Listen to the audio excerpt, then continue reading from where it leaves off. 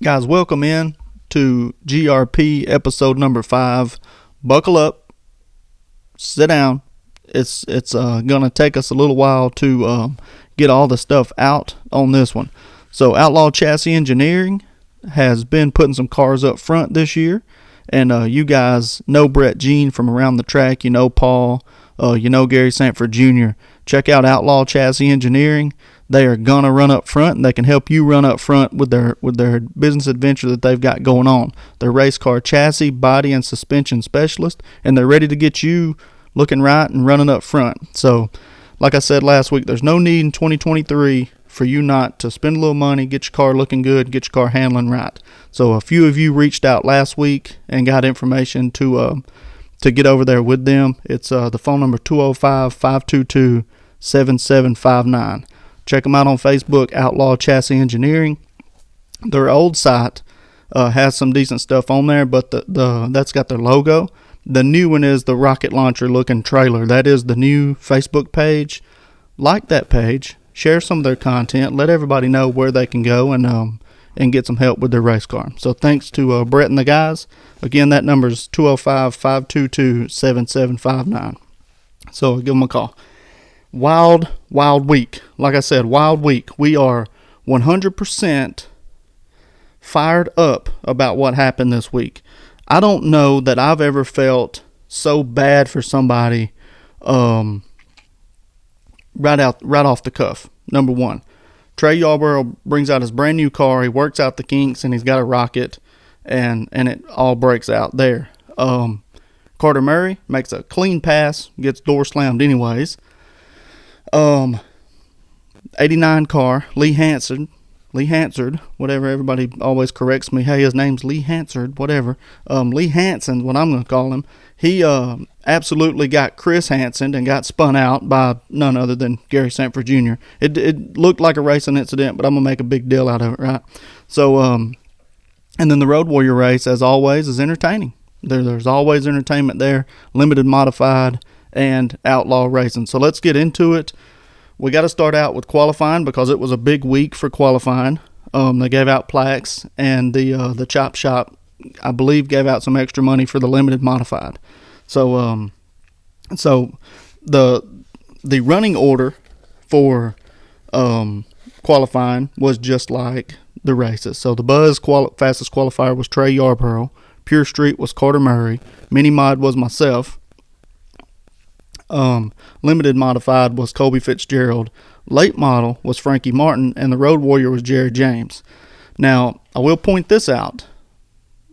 Charlie Melvin made it very obvious he did not want to be the fastest qualifier because he went around, made a lap, and eased across down the front straightaway. So he made it very obvious that he did not want to be the fastest qualifier or even put down a lap time that made it look like he did. Him nor Frankie got a really good starting position. I'm not sure what Frankie rolled, but I know he was about mid-pack. There was a lot of cars in the limited modified.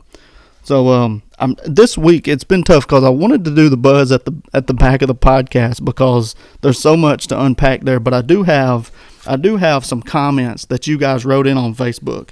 I've got about 4 or 5 pages worth of comments that people wrote on Facebook, and I'm going to break those down at the end of this. And some of them good, some of them bad, some of them obvious whose team you're on no matter what happens. And I'm just going to give my opinion on those at the end. So we'll have plenty to talk about. But that's just a little segment we're going to do every now and then when there's something big happens to let everybody know, just to let you guys know what I think about what you're saying. So you put it out there with your First Amendment right, and I got my First Amendment right. I'm going to tell you what I think about what you put out there, without getting into the back and forth on your Facebook pages, making somebody's thread 9,800 comments long. So let's go straight to the Buzz. I'm not going to hold off on the Buzz race. It was it was a dumpster fire is what it was. It was an absolute dumpster fire. Good people doing bad things, and that's how I'd start out saying it. I do believe Chris Hill's a good guy. I don't believe he's what he put out there Saturday night. Trey Yarborough brought the hammer. He was going to win that race. Hands down, if something didn't happen like what happened, or car problems later on, he was going to win that race. He passed the 7 car, Jimmy Hudson. I think he rolled a 3. If I'm not mistaken, he rolled a 3. He had his head on straight. I talked to him before the race. He seemed like, his exact words were, we'll see what we can do with him. So he got up there, he passed Jimmy, and there was a caution right as he was getting ready to set up Chris the first time. There was a caution, and I think they may have even got together, and it created separation, and then there was a caution. And what happened with the wreck was down the back straightaway, Chris Hill blocked. He ran. He was going to run the 20 into the dirt, or he was going to lift out. Well, the 20 did neither. He went on in and made contact with the side of the 13 car in the center because the 13 came down on him. That's 100% clear from Jimmy Hudson's view, from his dash cam or wherever that thing's mounted at. And then it's just like it was it had nothing to do with the wreck. It had nothing to do with the 20 running in there. He didn't like bump him and bust a tire or any of that. His tires were clearly still aired up. I don't know. Only person that really knows what went through Chris's head was Chris. But he right reared him. There's people defending it, and I'm gonna look at this here, and people saying that the 20 was rough. No, the 20 car went in there with intentions of passing him down the back straightaway, set him up perfect in 1 and 2. Was driving under him down the back straightaway, and the 13 went to block him.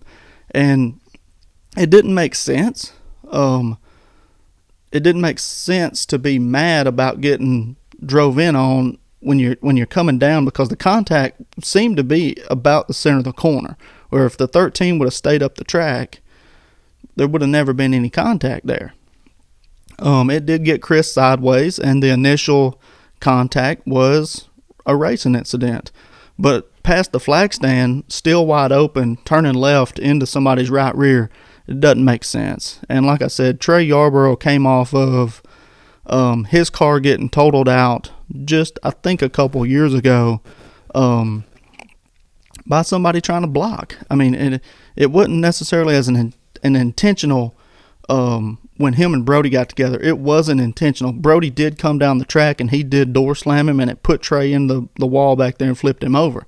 But it wasn't an intentional right rear. So that was a racing incident that I think obviously you're not happy about, but you're not necessarily coming out and owing that person payback. So, I never would have expected it out of Chris. I thought Chris had a pretty good car, but he didn't have enough for the 20. So I don't know what the thought process was, and I really don't care. At the point, looking back at it 2 or 3 days later, you can always come up with better things to say could have happened or whatever, but whatever happened. What happened in that moment wasn't right. To put somebody into the wall like that just doesn't seem. If there was past confrontation, maybe. I don't know what took place there in the past. So there's definitely some kind of animosity between them two now. But was there before? Was there a reason why you instantly KO somebody? Now, the biggest news about it is what Sayre Speedway did. They parked the 13 car. What happened next is a fight. And it was one of those fights where I feel like there was nobody in danger but the people that put themselves in danger. So that's the best part about it. There was no kids. It didn't seem like there was any huge amounts of crowd around. The people that put themselves in that area was involved in it, but nobody was in danger but the people that wanted to fight. That's the best way to do it if you're going to do it. Now, somebody got hit in the head with a ratchet. I see a lot of you commenting on that, saying bar him for life. I guess when it does get against the law is when you have to take a look at it. But is it Sayre's place or is it the law's place at that point?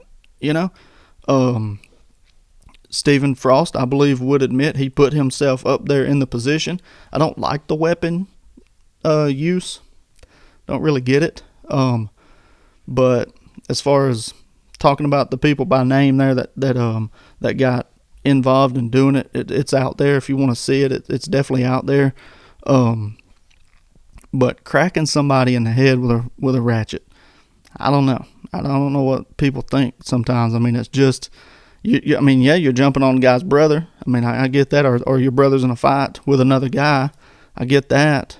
I don't know. It was a fair fight from the jump.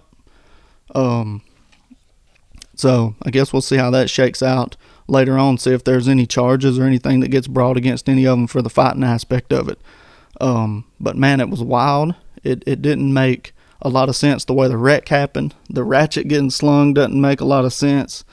It is racing. It is short track racing, but I've never seen anybody race with a ratchet. So you got to have it to work on the car, but do you got to have it to fight? I don't get that part.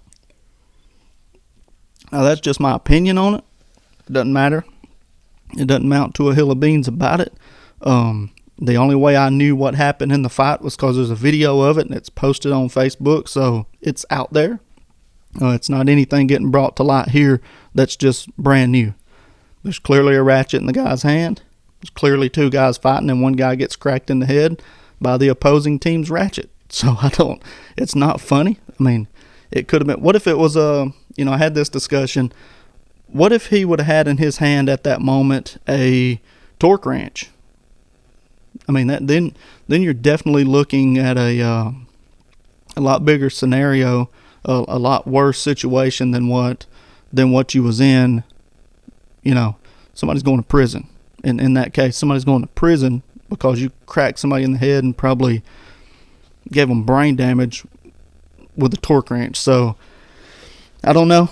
I don't know what to think about the fight aspect. I don't really have a standard set in my mind that I'd like to see Sayre do about the fighting. I think fighting comes with hard short track racing. If Trey would have got out and Chris would have got out and they would have threw hands, that would have been a better look at it for me. I would have rather seen Chris and Trey get into it. I'm always for driver to driver after the race conflict, but Steve Frost has a lot put into that car, and your crew members get a lot more emotional sometimes than the drivers do. So I don't get it. I don't get the wreck. Like I said, I don't understand the fighting with the ratchet. I do understand being mad about what happened on the track. So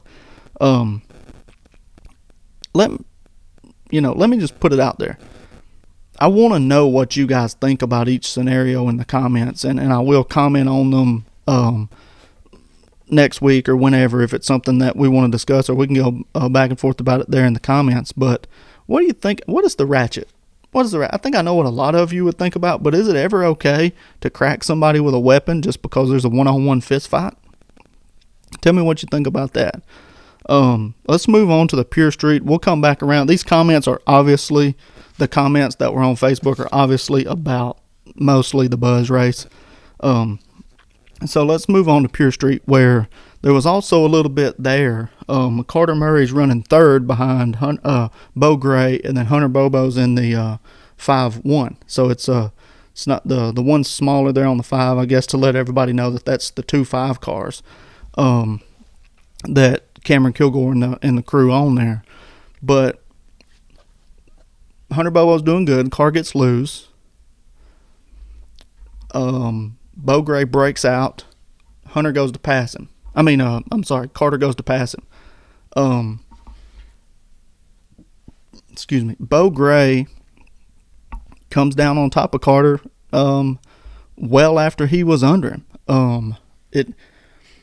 I mentioned to somebody, I feel like it was a retaliation deal. I feel like it was you hadn't passed me clean all year, don't do it tonight kind of deal. Bo Gray's methodical with his words. He doesn't ever say, hey, I meant to, or put out any time. He's always chill. He's always cool.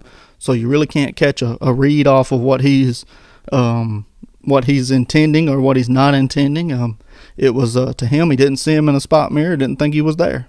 He doesn't look in the mirror. That's a good way to race. I didn't like it, but it doesn't matter. I'm sure they don't like getting bumped on when Carter was bumping on them. So maybe next time we have a different opinion if Carter sets him up and passes him clean, because I don't think he ever touched him but once, and it just flexed his the left rear portion of his bumper and never got him upset or anything. So he was right on him. Had, again, great roll center, and coming off he was very smooth. But I don't know if I don't know if he meant to run over him. It just didn't. I don't know if Bo Gray meant to come down on top of Carter there, or if it was just one of those racing incidents where he's really focused on the car in front of him. So either way, it didn't affect the outcome. But Bo Gray did run down the 5-1 and got by him. So it was Carter Murray and then Bo Gray and then Hunter Bobo running 1, 2, and 3, just vice versa of how they was when they started the race, or how they was when they was competing early in the race. So in the mini mod, as I said, I was the fastest qualifier. Rolled the dice, I got a 3. Got by my dad and Chase Owens pretty quick and got out front. Late in the race, the car picked up a push, and I thought we was going to be a set and duck, but I had just enough to finish the race off, and Chase got up there and ran second, very close. I mean, bumper to bumper for the last 2 laps. A really good, clean race. So that was just a pretty smooth, no caution race. I think the 110 spun out coming to the checkered flag. No harm, no foul. I think he was already running there where he was. Limited modified, Kobe Fitzgerald was the fastest qualifier. Joey Morgan ran up front, as he's done most of the year. Kind of a snooze fest other than some racing behind him. So, late model. Here's where it gets interesting. Frankie Martin called out, I want to see the 1 car earlier in the year. I don't know that's anything other than just good friendly competition, that he wanted to see him out there. He wanted to race against the 1 car and size himself up. I can say I wanted to see the 1 car out there as well. After the race was over, the 1 car had become Charlie the Hammer Melvin. He just eased his way through the field, done a great job, stayed patient, got out there and won the race. And I would say it was probably little entertainment. The 27 car did spin the 89, or he spun off the bumper of him. It's hard to say you spun him, but the 89 was battling for the lead with the 27, set him up and passed him once, and then there was a caution. And then after, I think they both got passed, the 89 passed the 27, and rolling off of 3 and 4 there, the 27 just, barely got into the back of the 89 and spun him out. So Frankie Martin did run second behind Charlie Melvin, and Charlie Melvin proved that he could come and bring the hammer again, and he did. Road Warrior, Jared James won. As always, there's a lot of excitement in that race. If you're not staying and watching the Road Warrior race, you got to start. So that pretty much summed up the night. I'm pretty excited about doing the new segment. It's kind of funny not knowing some of these people, so I do not know them personally. I don't have an opinion of them as a person. I don't know where they work. I don't know their wives. Some of them I do. Now, some of them I do, and I'll tell you if I do, but I also tell you if I don't. But reading some of their comments and trying to understand the thought process behind it is it's pretty comical. Some of them's comical. Some of them's embarrassing. Like, how do you even think that? But we're going to get into the ones that I really like. So here we go. The first one's going to be from Lee Hurley. I don't know this person specifically. I don't think we're even friends on Facebook. But when you post stuff on Reels, some of these people I won't even know who they are. We're not even friends on Facebook. So I do not know him that I'm aware of. I'm not a race fan, but it looks like the 13 was holding his ground and the 20 kept lifting up on him. Just my opinion. Well, your opinion's wrong. If you watch, and he only got to see my video of what happened, but at the point of where they're racing at on the track, there's no way. There's nothing. He's got to come up the track, but he didn't. He needed to come up the track to set up the corner, but him nor the 13 was headed anywhere up the track until the 13 spun him over his nose straight into the wall. Hard look there. Jacob Capps, I do know. And that's why you're not a race fan. So when he said, I'm not a race fan, and then Jacob Capps comes in and says, and that's why you're not a race fan. Now he probably just doesn't know. He didn't watch the other videos, but so now Dylan Parker, name sounds familiar, but I'm not sure if I know him. I don't know him personally. Thinking right now, 13 should be banned. You can't turn someone head on into the wall on the straightaway. Yes, you can. He did it. That's my first thought when I read that. That was my first thought, that yes, you can, and yes, he did. So, Dylan Parker, you made a false statement there. You can turn someone into the wall. Now, is it ethical? No, it's not. Should he be banned? I think what he got Saturday night was exactly what he deserved. He got parked for the night, took his chance of winning away, and I will make this statement. Some people said he should have just put him in the rear. You cannot, like this guy said, you can't turn somebody into the wall ethically, and the track's been preaching no rough driving all year, and they did exactly what they should have did. They parked him. And it was a good decision, in my opinion, that they parked him for the night. If anybody else out there was with Trey, they couldn't wreck him. He couldn't wreck anybody else. He wouldn't have endangered anybody or himself after that, right? Until they got into the fist fight up in the ratchet fight up in the pits there. Excuse me. So yeah, 13 should be banned. My thoughts on that statement is, that's up to Sayre Speedway. They own the racetrack. Do they think it'll carry over, or do they think they can handle it before it does carry over? I think what they did that night, by black flagging him then, it has been better than what NASCAR's done this year. NASCAR's let them finish the race and come back and suspend them later. I think on the night, like my dad's always said, you don't whoop the dog 3 days after it pooped in the floor. He don't know what he's in trouble for. So what happened there, before they even went back green, they parked 13, no points, no money, you're done for the night. So I do commend.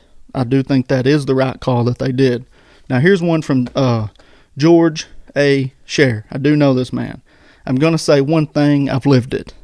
When you win regularly, people get jealous, and every time you make contact, it becomes your fault. Chris Hill, don't sweat and keep on winning. Let me know if you need help watching your back. When you win regularly, all the contact becomes your fault. I don't think in this case that really meets the eye the way it needs to. Yes, sometimes when you're winning, when you can win, people's going to start picking you apart. It's always your problem. But the contact was definitely his fault. The corner contact that created the incident was him running him down the track, and also him sticking Trey into the wall was definitely his fault. So let me know if you need help watching your back. They've got plenty of ratchets. Okay. Now, Drake Davis. I know Drake Davis. He's been around racing. Dang, Sayre Speedway tagged him. Y'all gonna let Marty Hill hit people in the head with wrenches and get away with it? Should be banned for life. That's another opinion. Drake's, and I think it's a good one. Banned for life is up to them. I do believe when the law says it's a felony to do something, and you do it on that area, if you whack somebody in the head with a ratchet at Walmart, you're probably barred for life. So that's just my thoughts. 11 people liked that comment. Now this was on the comment of the video that's inside the comments on my reel on Facebook. And Jeremy Barbie put, Bo Gray, man, I want to share this. Don't let them share it. Make them have to go to my reel and watch it. No, I'm just kidding. It would be entertaining to see how far it spread, but I don't want to see anybody get legally in trouble for what happens on a Saturday night. Now, Scotty Clark, I think I've seen this person before. Well, this week's podcast should be interesting. Well, I hope you found it interesting. I hope you like this new segment that got you brought in it here. And so, I got to see faces on this reel that I hadn't seen in years. Rex M. Isaac. Do not think I know this guy, but he catches hogs because he has got 2 of the biggest fish I've seen. 1 in each hand is his profile picture. 20 was too aggressive and didn't care if he wrecked the other car, but looks like the other guy got him in the end. My thoughts are 20 should have been black flagged for intentionally trying to wreck the leader. Good move for staying back and letting them crash each other. This is off Jimmy Hudson's page here. I grew up at BIR from my uncle Paddlefoot, Wales, racing most every week there. If 20 had been racing back in the day, he would have been reprimanded for sure. I didn't see the 20 race him dirty. I didn't see the 20 race anybody dirty. The 20 got ran in the dirt, so I don't get that. 20 wasn't too aggressive. I don't know if you've been around a quarter-mile track. BR was a little bigger. But I don't agree with Rex here. Maybe if he'd have been there, he had a better perspective of it. Maybe if he's seen how some of us race, he would have thought that 20 was very light on him. Some people at Sayre Speedway, Brian McBrayer busted my chops about it last week for getting into Adam. And like I said, it wasn't clean. It wasn't a clean race. I didn't like getting into Adam as hard as I did, at least one of those times for sure. But the 20 was not aggressive. The 20 car was not aggressive. He put his nose in there where it belonged. If you open a hole up and you get under it, whether they come down or not, you're there to win. You're not there to back out. So there was some comments on that was pretty funny. So now Chad Frost. 20 had the position going into 3. 13 came down to attempt to put the 20 in the grass, because that has happened on several occasions. But then, plain as day, right rears the 20 on the front and doesn't lift at all. Dirty move for sure. All that money in the motor, but can't figure out how to make it handle. 4 corners beats 2 straightaways any day. I agree with 20 had the position. 13 came down, attempt to put him in the grass. I don't know that it's happened on several occasions. I haven't seen anybody battle with the 13 this year that would have created him needing to do that. He's walked off and left everybody. A dirty move? I think the right rear was a dirty move. Trying to block him? Not necessarily. If they would have came out of that corner and just raced for it, and there's no right rear, just the way the 20 stuck it in there, the 13 tried to stop him from it, and maybe he thought he just got one good run on him. If he could block it, he could go on. I think we was seeing a different race than that, but 4 corners do beat 2 straightaways. You got to handle it, Sayre. 15 likes and laughs at that one. Good one there. Now, Eric Garner, y'all know Eric, watched the Donnie Show this week. Man, video don't lie. I like both drivers, but this is not defendable. I feel like this season especially, there is an overall lack of respect in the weekly divisions. Dive bombing corners, door slamming for position, attempted and successful right rear spins, beating and banging, not bumping, under caution.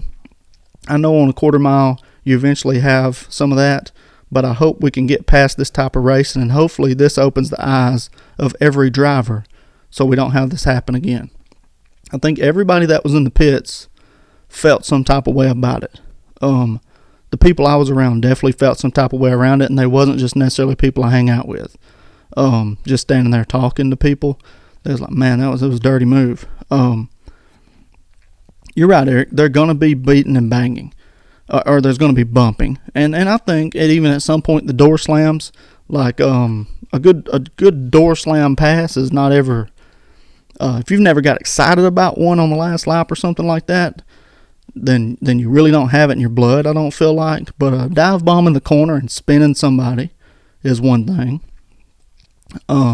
Total lack of respect in the weekly divisions. I believe that. I do believe that. You saying that you like both drivers, I think that's so you don't get jumped on by either one of them. I'm just kidding. Just joking. Just a shot at my old cousin there. Y'all watch the Donnie Show if you haven't. This is going to be a good one. I'm going to talk about the Trot Dog in a minute as well. Printed this one twice, so that one's no need for that one. Also printed that one twice. So that's the segment.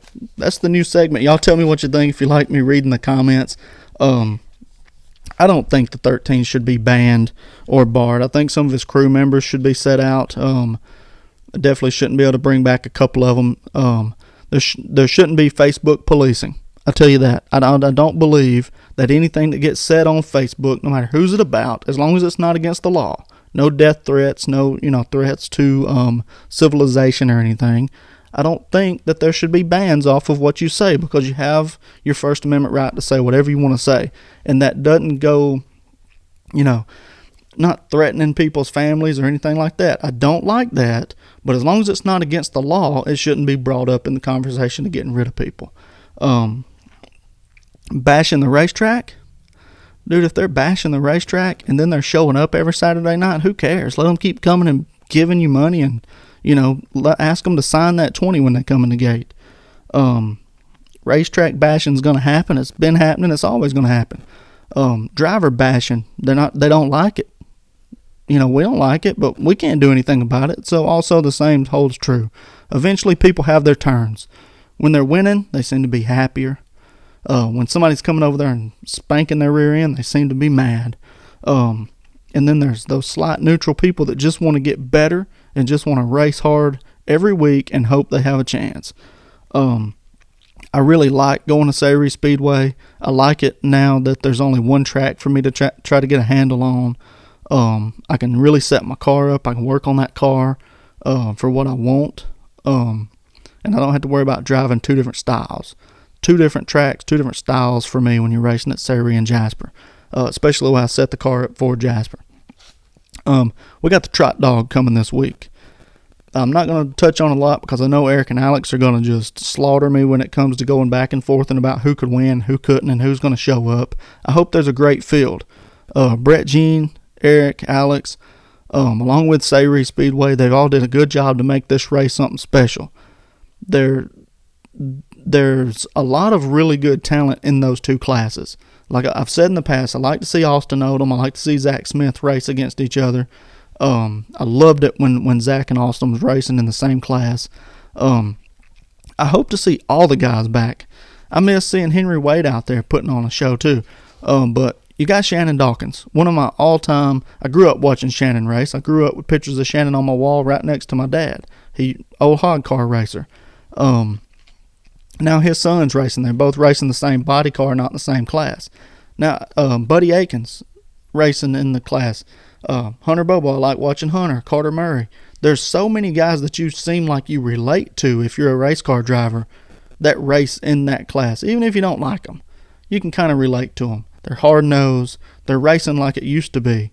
So really good racing. The motors, they're crisp. I hate the chip. I'll just put that out there. I don't like the chip, but I do like to hear those motors scream off the bottom end 2x2 right when they start that street stock races. Some of the best racing that you'll see. And as heavy as those cars are, you can bump in them a little bit and not get just stupid out of the way, wacky. So it's fun. They're really good drivers. Really going to be a great time. I think Chase Argent wins the Trot Dog race. If nothing happens and he runs and he's been running the way he is and they can get the car back right, because it did get messed up after the last race. So Eric and Alex will probably give you some insight on some drivers that won't be there.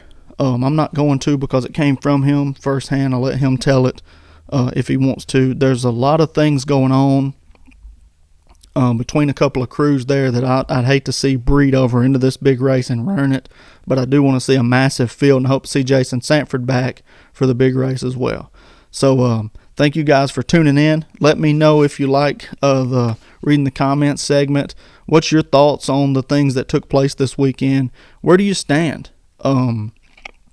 You do have a right to post it. You have a right to say whatever you want to say. And it's funny watching some of y'all say and do whatever you want to say also. So keep doing it. Keep having a good time. Bring your family out this weekend. This Trot Dog race is going to be a great race across the board in all the divisions. Thank y'all for watching, liking, and subscribing. We're growing weekly. Everything's green arrows up. If you've been on YouTube Studio, every video I've put up, GRP, has been green arrows up. Everything's growing, and I love it. I love listening to you guys talk in the or love reading what you guys say in the comments. So thank you, and like I said, always see you next week.